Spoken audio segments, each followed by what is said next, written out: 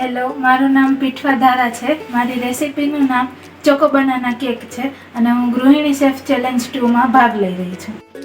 કેકના ઇન્ગ્રેડિયન્ટમાં પાર્લેજી બિસ્કિટનો ભૂકો લીધેલ છે, આ વ્હીપ ક્રીમ છે, ફ્રૂટ સોલ્ટ ઈનો લીધેલ છે, પાવડર સુગર, દૂધ, ચોકલેટ સિરપ, 2 કેળા અને સજાવટ માટે ચોકલેટ લીધેલ છે. હવે આપણે કેકનું બેટર બનાવશું. એના માટે બિસ્કિટના ભૂકામાં ચોકલેટ સિરપ નાખશું.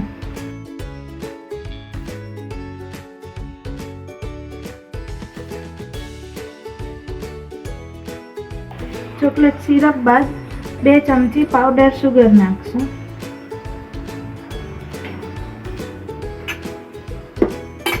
અને દૂધથી મિક્સ કરશું.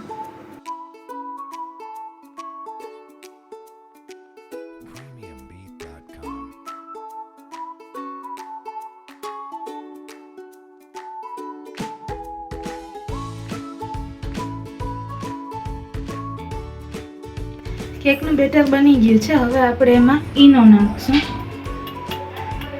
ઈનોને એક્ટિવેટ કરવા માટે થોડું દૂધ નાખશું.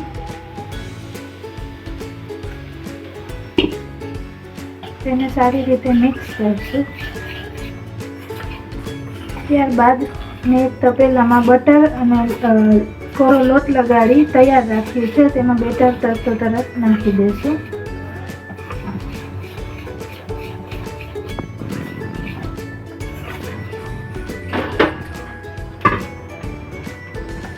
આ રીતે તપેલામાં બટર લગાડી કોરો લોટ છાંટી અને તપેલું તૈયાર રાખેલું હતું તેમાં હવે હું આ બેટર નાખી દઈશ.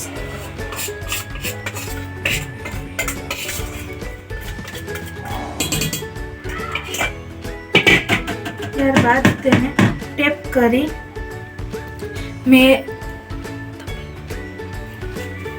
તપેલામાં મીઠું રાખી તેને પ્રીહીટ કરેલું છે તેનામાં આ તપેલું મૂકી દઈશું. આ રીતે હું કેકને ગેસ પર જ બેક કરીશ અને તેને હું ઢાંકી દઈશ. મીડિયમ ફ્લેમ ઉપર ગેસને 45 મિનિટ માટે બેક કરશું. હેલો, મારું નામ પીઠવા ધારા છે. મારી રેસિપીનું નામ ચોકો બનાના કેક છે અને હું ગૃહિણી શેફ ચેલેન્જ 2માં ભાગ લઈ રહી છું. કેકના ઇન્ગ્રેડિયન્ટમાં પાર્લેજી બિસ્કિટનો ભૂકો લીધેલ છે, આ વ્હીપ ક્રીમ છે, ફ્રૂટ સોલ્ટ ઈનો લીધેલ છે, પાવડર સુગર, દૂધ, ચોકલેટ સિરપ, 2 કેળા અને સજાવટ માટે ચોકલેટ લીધેલ છે.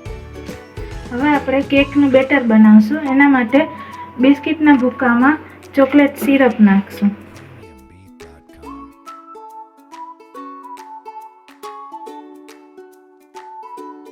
ચોકલેટ સિરપ બાદ 2 ચમચી પાવડર સુગર નાખશું.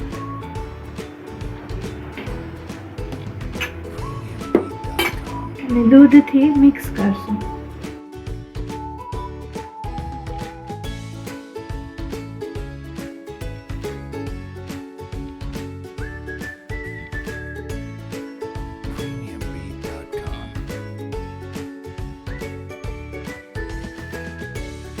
કેકનું બેટર બની ગયું છે. હવે આપણે એમાં ઈનો નાખશું. ઈનોને એક્ટિવેટ કરવા માટે થોડું દૂધ નાખશું.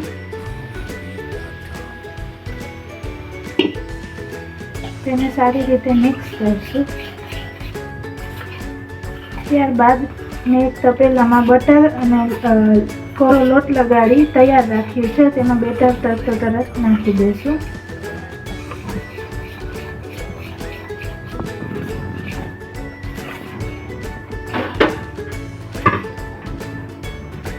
આ રીતે તપેલામાં બટર લગાડી કોરો લોટ છાંટી અને તપેલું તૈયાર રાખેલું હતું તેમાં હવે હું આ બેટર નાખી દઈશ.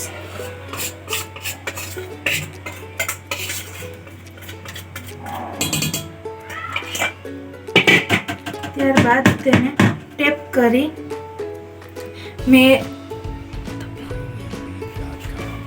તપેલામાં મીઠું રાખી તેને પ્રીહીટ કરેલું છે તેનામાં આ તપેલું મૂકી દઈશું.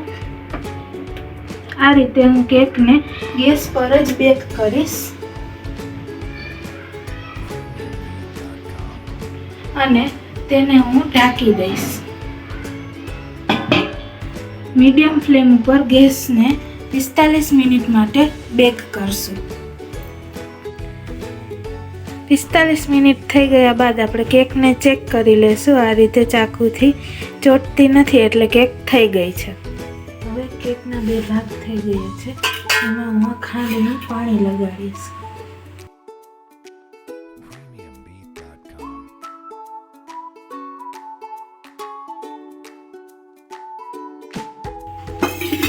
સારી રીતે ખાંડનું પાણી લગાડાઈ ગયા બાદ આપણે એક ભાગ પર કેળાની સ્લાઈસ રાખીશું.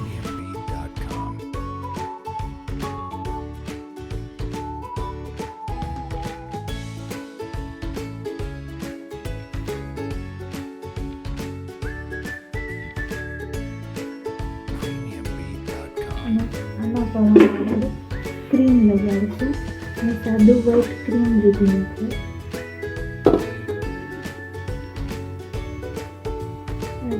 સારી રીતે ક્રીમ લગાડી દઈશું. કેકમાં સારી રીતે ક્રીમ લગાડી લીધું છે. હવે આપણે એને ચોકલેટથી ડેકોરેટ કરશું. ચોકલેટ સિરપથી આ રીતે.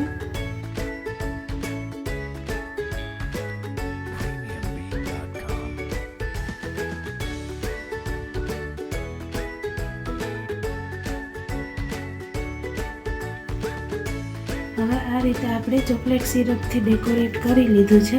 તો હવે તેની ઉપર આ ચોકલેટ નાખશું આપણે.